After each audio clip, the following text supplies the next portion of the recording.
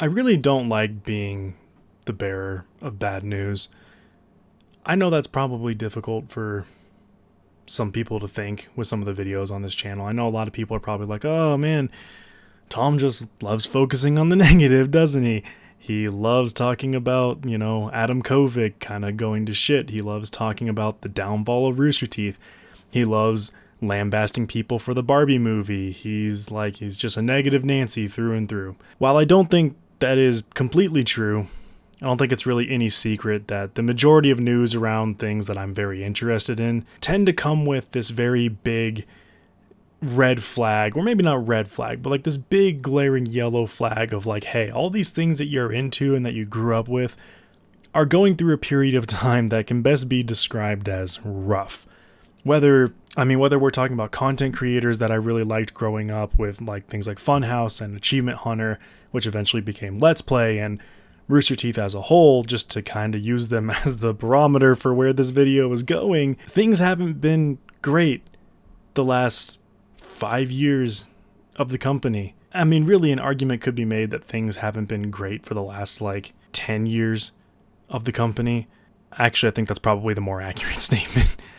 For those of you who don't know, there's been a lot of controversy with Rooster Teeth over the last 5 to 10 years. It all kind of started a little while ago, I think around 7 or 8 years ago. It could be a little bit longer. My memory's a little foggy, but obviously I'll have a screenshot up here for you.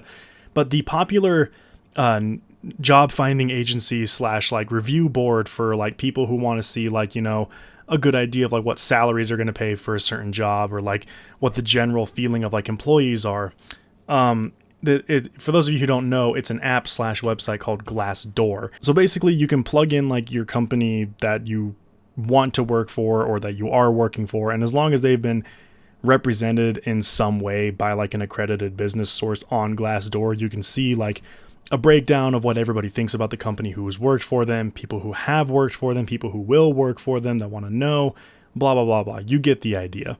So around this time, there was this sort of trending news story that the image that Rooster Teeth portrayed to the rest of the world was not very indicative of how it felt to actually work there. They went through what can best be described as a social lynching when it came to people on Glassdoor showcasing what it was really like to work for Rooster Teeth. A lot of the big ticket items and big red flags of the company was a huge focus on crunch culture, which has, very thankfully come under a lot of more scrutiny these days. There was a lot of mention of there being sort of this social hierarchy, and that a lot of people felt like they just didn't fit in even after years of the company. And basically the whole thing was just this one big shit show. I think a lot of people have kind of forgotten about the Glassdoor incident, for lack of a better description, but things didn't really get better after that. People started leaving the company. People started disparaging the company. Bernie left, and then Matt left, and then Matt came back. Then Joel got fired. Then Jeff took a huge leave of absence due to his alcoholism. Then a lot of other shit started happening, like Ray left Achievement Hunter and left this huge gaping hole in the company.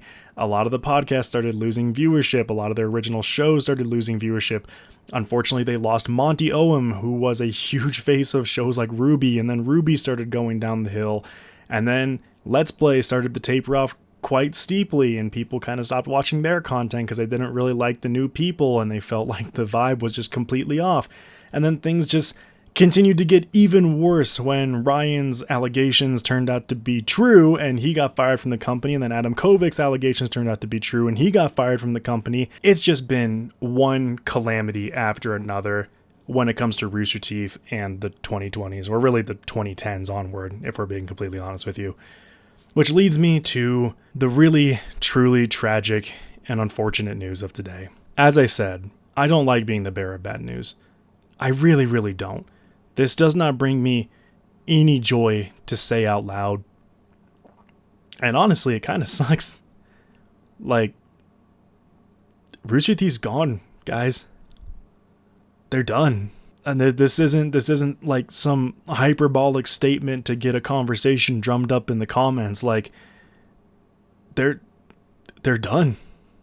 There's no more Rooster Teeth. They're being shuttered by Warner Brothers, and some of the shows that do perform well are under consideration to be sold off to different parties or possibly incorporated into a larger umbrella for Warner Brothers, which safe to assume that when they say well-performing shows, it's probably like Ruby, the Rooster Teeth podcast, probably nothing else.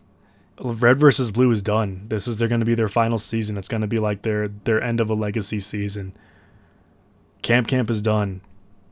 Achievement Hunter ended last month, or was it the month before that? I forget exactly. And this is it. So there is going to be a wind down period, according to posts on social media from Rooster Teeth, that there's going to be some live discussions with the crew and kind of going over the news and talking it over, which I assume is going to bring some clarity as to what exactly is going to go down with the rest of them. I kind of mentioned it in the last video I made on this topic that I got the impression that there was a lot of exodus going away from Rooster Teeth from a lot of the big creators. I follow the majority of everybody on Instagram, and I swear I don't think I saw like a single post from Jeff, Gus, Barbara, Blaine, Trevor, Michael, Lindsay, or anybody like that really had much to do with Rooster Teeth at large. It all had to do with like their individual channels that they've been, really trying to push. And it's been working. A lot of people have started gravitating more towards their individual content, which of course has been dragging away from Rooster Teeth. And like, I kind of just took it as like, oh, it makes sense. These are all like, kind of senior people at Rooster Teeth at this point. It kind of makes sense that they're trying to like really hone their craft and get people to, pay more attention to what they're doing. But now looking backwards, I kind of feel like I don't know. I kind of get the impression that it's more like maybe they just saw the writing on the wall and they were like, fuck, we've really got to get the rest of this shit moving, because in 6 months to a year, we probably won't have this place as a job anymore. But then it also fills me with this sort of weird feeling in my gut that like that information was not shared with everybody, because then some of the less senior members of Rooster Teeth, like for example Jacob from Funhouse, who I follow because he's a big Star Wars nerd, apparently had no idea this was happening, and he posted about it just saying like, this is a lot to process and I don't know how to talk about it right now, like I'm just gonna go take some time. I haven't really checked everybody's accounts by now, but like I'll be putting them up on screen as this video goes on, and like it feels weird. It kind of feels like some people saw it for what it was and they took advantage, or they knew about it and had some insider knowledge and didn't share that with everybody. But it sucks. And for those of you who are wondering, I'm sure we'll find out with the live shows over the next couple of days of people talking about it. But right now, there's no word as to what this is going to mean for a lot of the other like affiliate channels. Like supposedly Let's Play is still going to keep going because now Michael and his Umbrella channel is taking over that, and seeing more to the creation of content on there. I forget what his channel name is or what the podcast name is. It's like Dog something or something Dog, I forget. Again, there'll be screenshots, so whatever. Supposedly that'll keep going for those of you who give a shit. The Roost podcast apparently is going to keep going. That's one of the well-performing elements that Warner Brothers is looking to capitalize on, apparently. From the sound of things, Ruby might still keep going, and I guess individual content from people like Jeff with his Fuckface podcast will keep going. It seems like Barbara's going to keep going as well with her podcast. I forget what it's called. But outside of that, it's the end of an era, man. It really is the end of an era. Like 21 years, man, of like some of the most iconic internet content of all time. Some of the most like memorable Let's Play moments, some of the most memorable video game moments, some of the greatest internet memes are done. I'm sure the content will stay up, no doubt about that. But man, it fucking sucks that this is the end of one of the most iconic things from a lot of our childhoods and a lot of our teen years and even a lot of our adult years. It's a lot to process. This shit started when I was 6, and I've been watching their stuff since I was 10. It's unreal. It's unreal to really think about the fact that this is where it is and this is what's happened. I really hope that everybody there lands on their feet. I really hope that people are able to continue doing what they love doing. I hope that affiliate channels like Funhouse have you know, got some eggs in their basket and they're able to self-fund and they're able to kind of pull together and, you know, make the channel keep happening. I hope that every single person who gets a buyout from Warner Brothers or sells their stock or whatever can continue working in the industry. I don't know. I think that's all I got. It's still just a lot to absorb. And yeah. Here's to 21 years, man. I am never going to forget what some of you did for me. Rooster Teeth got me through some of the darkest times.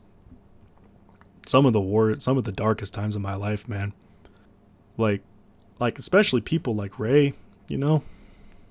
Like a lot of us were going through some shit, you know. A lot of us were going through some rough stuff in our young adult life, you know, and having people like Ray and Jeff and Gavin and Jack and Bernie and Gus and Barbara and Blaine and Trevor and John and all these incredible people that have just made an impact on so many of us. And the memories of what they've done will live on in the annals of the internet. And I, for one, will gladly rewatch it time and time again.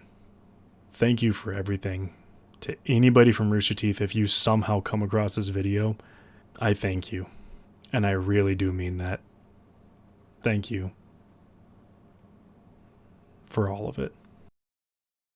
Club achievement and ends with Jeff as a legend achievement. So there you go. It was a goddamn nightmare of tripping over our own feet for fucking how many years? 15 years, Jeff. And why wouldn't it end the way it began? Just a trash fire.